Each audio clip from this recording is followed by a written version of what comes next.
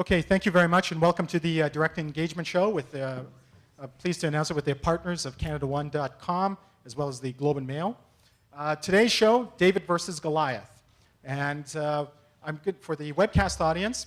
If you could, you have the option of emailing in your questions at webcast@directengagement.com, or either you're on the Globe and Mail site or CanadaOne.com. Anyways, today's event or show is David Goliath, competing against the giants. And as we all know, as SMBs or small medium businesses, large companies beat you in terms of resources from the size of the markets, marketing budgets, number of sales people they have, customer service staff they have, et cetera, et cetera. But you know what? With the gentleman up here today, we know you can still slay the giants, for history has shown us that. So today's topic is about how you can compete against the big guys and how other small and medium-sized businesses have done so and won. Today's show's from 1 hour. I'm going to commence first with our spotlight panelists. The first panelist, Steve Abrams, is the co-founder of Mill Street Brewery. Now, his perspective is going to be marketing against multi-million-dollar budgets. Each panelist will be given approximately a 1-minute overview, and then we're going to get into the journalist questions. And right after that, we'll go into the audience questions, both webcast and studio. So Steve, we'll start with you. Marketing against multi-million-dollar budgets. Don't do it. Next. We certainly never started out to compete against multinational conglomerate breweries. It was really just a bunch of guys getting together to make some great craft beer. And as we've grown, we've certainly stuck to that premise. And we're happy just making great craft beer. That's what we're about. So there's really lots of room in this industry for people like us, and that's we've found in Ontario especially. So we like to think we've carved our niche, and we're all about making great, unique products, looking at the market, what's missing, experimenting, having fun with it. As our brewer likes to say, he makes beer on a human scale, and we're still trying to figure out what exactly that means. But it sounds good, so I'm going to say it. And we are still just having fun, but in terms of competition, I don't even think they know we exist. Well, maybe they do. Okay, thank you. Thank you very much, Steve. Now to Tony Lacavera, chair of Wind and Mobile. He's going to provide a perspective on starting up even in an established market, as he's done against the behemoths, the telcos. Tony, your perspective? It's a lot of fun. It's a great adventure, something I really enjoy doing, so that really helps, obviously, when you really love what you're doing. Shaking up the big guys has always been something that I've been about since I started in the telecom business 12 years ago, and every time I come across a fellow entrepreneur that's doing something like that, such as Steve, I'm really happy to be an investor in his business, because he's really, kicking butt. And so, it's the same idea, right, where the big guys are big, they're slow, they got a lot of legacy systems and processes. Most of all, they've got this, tunnel vision going on. So as long as you approach things with fresh ideas and a fresh way of looking at things and stick to a new model, you can really make a real impact on the market. Thank you very much, Tony. Now, Loudon Owen, he's the chairman of I4I, and his perspective is how you can really protect your IP, especially, I guess, going with some big partners. Loudon, your opening? The best way to protect your IP is to stay at home and not talk to anybody. And then no one's going to steal it, but you're going to stay at home a long, long time, and you'll be quite lonely. I think when you go to market and you decide you're going to expose what you're doing and make that big first leap, get a patent if you can afford it, protect yourself in every possible way, and find good people around you. Michael Volpe, the founder and the chief technology officer and the inventor of the patent, is here, and you work with terrific people like Michael in building the organization so that whatever happens going forward, you can withstand the battles they'll ensue inevitably. If you have something good, people surprisingly want to take it away from you. So you protect it up front, be aware of the risks that are out there, find great partners, and in our case, be prepared to go to court, be prepared to fight, because you can win. Okay, thank you. Now Leyland Brown, she's the Vice President of Commercial Solutions, HP Canada, and we wanted her on the perspective of leveraging IT. So you're hearing, first and foremost, the high level, what are the key essentials that a small business can utilize IT? Where would you recommend they go? Technology is the one component of your infrastructure that's got a proven ability to help you increase revenue and save money through cost savings and increase the productivity of your employees. But like a lot of times, small businesses don't necessarily want to invest in the technology. And really, it's about using that technology to level the playing field so that you can compete against the big guys.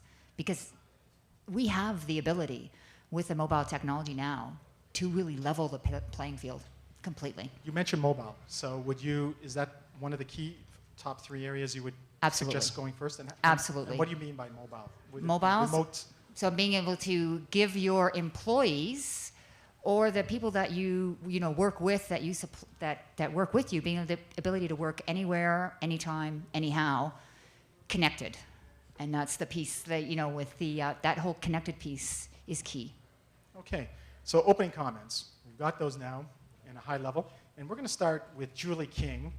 And Julie King is publisher and managing editor of CanadaOne.com. It's the largest small business website in Canada. Now, Julie, your first question. Well, first of all, congratulations, because, a lot of people set out with a dream and they start a business, and it starts off as a small business, and then at some point along the way, something happens. Quite often, I think it's not the failure we read about 80% the first 5 years, 80% in the next 5 years, as much as it is they get stuck. They're trying to deliver on a vision, they're trying to go forward with a goal in mind, and at some point, something comes along the way that just completely, they get mired and stuck. So I'd like to hear about your founding vision and how things have gone on the path for you. I think we don't have, the 20 minutes it could do it justice. But, what was that founding vision, and where did you get stuck, and how did you overcome it? So like the inspiration? The inspiration, founding goal that they aimed for. And we'll start with Steve and go right then. Steve? Well, the founding vision, as I said before, was about making great craft beer and really sticking to that. So that's been the premise. Also, staying close to home and community. As we branched out to other cities, selling our beer, we really tried hard to stay close to the community, and we like to call it our Liquid to Lips program. So it's all about getting people to try our beer, and events have been a huge thing for us, and I love to go and pour beer. It works. And whether it's a rib fest or a music festival or a movie festival, beer certainly makes people happy, and we like to be a part of that community. So as we've grown, we've tried to stick to that principle. But as to the point about partners, I'd say that's huge to have people that you trust implicitly in getting involved as you grow and as you get new people involved, to be able to let go of some of the initial jobs that maybe you didn't do so well. And when we started, I wore a few hats that didn't fit my head too well. I was an awful bookkeeper. And so I think that's another key point. What made you go for beer, though? Was it a passion you had? Okay, we all have a passion, or a lot of us do, for beer. I did like beer, yeah. But what made you decide to go in beer? I saw an opportunity. I saw a tremendous opportunity here in Ontario. How did you see the opportunity? I saw that, I am originally American from New York City, moved up here. Yeah, sorry. And when I came up here, I was familiar with, you might be familiar with, like Sierra Nevada, Sam Adams, a lot of these great American craft beers that you can't readily get here. And I was craving them. And there weren't too many similar brands here, so I saw an opportunity to start with a few guys. And I am not a brewer. I don't make beer. I drink it and enjoy it, but I certainly helped when we started, bottling and doing all that, but I'm a lousy brewer. So you saw a gap and opportunity? Absolutely, it was just opportunity, yep. Okay. Tony? I think Canadians love to hate their wireless carrier, their cable company, their phone company, and I was just like every other Canadian who's had a bad experience. When I was younger, I didn't have any credit, couldn't get a cell phone, couldn't even get really Rogers Cable because they didn't have any credit. So it's always a problem to, getting. And then of course, as soon as you don't pay, they cut you off right away. So anyway, I'm a frustrated customer. Was how I had my experience. But I also went to school with a bunch of great people in engineering at U of T, and we developed a lot of software while we were at school, and we decided to take some of that software that we created and designed to create some new telecom solutions and really bring software into the telephony world. So this is like 97, 98, 99 timeframe when software-based telephony was really coming in. Now, VoIP is really the term that was used more recently. And got to a point, though, to answer your question, Julie, I think that my business has gone through a number of evolutions, and it got to a point where it started out as a small business, and it was really like a bunch of young guys, and we were having a good time and drinking beers. I wish Mill Street was around. And it was truly a small business, 3 or 4 or 5 people.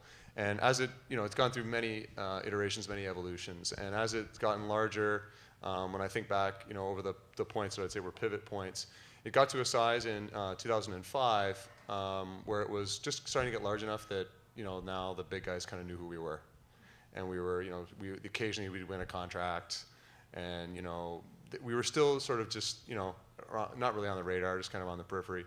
And I decided at that point that we either needed to kind of make the business much larger, or sort of go home kind of thing. And we acquired at that time a firm called Yak Communications. So I decided to move forward. We acquired Yak Communications, and that had like the opposite effect of what I thought, which I thought was like, okay, now we're going to be bigger, so now we can actually compete. And the reality was we were still very, very small compared to the incumbents. So I learned a lot throughout that process, and said, you know what, in order to really actually now go the next step, we either need to sell the business or we need to make investment in infrastructure. And so that's when it led me in 07, 08 to find a big strategic investor to build wireless infrastructure in Canada, because we really could never go to the next level without, so I think it's sort of like getting to those points, and to answer your question directly, getting to those points and then making a decision. And I've met a lot of entrepreneurs that get stuck right there, like you said, and then what happens? And the business sort of coasts and gradually declines. So I think, you gotta eat or be eaten would be my sentiment. Thank you, Tony. Loudon? iFry was founded to make sure we didn't cause trouble for anybody, just to be a friendly, small competitor in the world. And if you believe that, you haven't been seeing what's happened in the last couple of years. But I think Michael Volpe, who's the founder, should actually speak about what the vision was and what drove the company, because it's a very exciting story. Sure. So Michael? Right there. And Michael's right in the audience here. So what was the founding vision? Yeah, and direction goals. Well, the founding vision was really straightforward. We had people who were interested, customers who were interested in what we wanted, and we wanted to satisfy that requirement. Goes back to your point. There's customers out there who have a need. It was not being satisfied by their current suppliers, and nobody had a vision, and they also had a vision. Most of our customers then and now have a vision of where they want the future to be. They're not sure what that future is, and I think one of the things that we brought to the table was we were willing to work with them on inventing the future, and that was part of the overall vision of the company, is how do we invent the future with our clients. Okay, thank you. Sorry, just to jump in there. What happened, I think, at i4i is that Michael and his co-inventor of the technology had a very profound, deep insight into the way the world would change with information management. And he's being modest about it here, but it was really poised to shake things up. But he knew, and we knew when we invested, and when I became chairman, it would take a long time. So inevitably, when you're dealing in what's called infrastructure, whether it's building a bridge or building a technology bridge, it takes time. And everybody faces some pretty tough hurdles. So despite the original business plan, it didn't just simply scale up at the super rapid pace and with a positive cash flow after a couple of days. It took a long time. And I think the decision that was made early on that I think was really pivotal was to protect our property. And that was Michael's patent filing. It was the invention together with the co-inventor, Steve Owens. And that really positioned the company. So no matter what happened, when we faced highs and lows and other issues, at least we had property. We had something we owned. And people have perhaps forgotten because of there's been attention paid to this lawsuit against Microsoft, but it's a company, it's a business. We sell products, we have done for a long time. We have clients all over the world. We supply, anytime you buy pharmaceuticals in this country, and there's a label on that pharmaceutical, that comes through i4i. And that makes sure you don't mix apples and oranges and nitrogen, and make sure you're safe. So i4i is actually a pretty thriving business in its own right, but in addition, it has property which it's had to protect. Okay.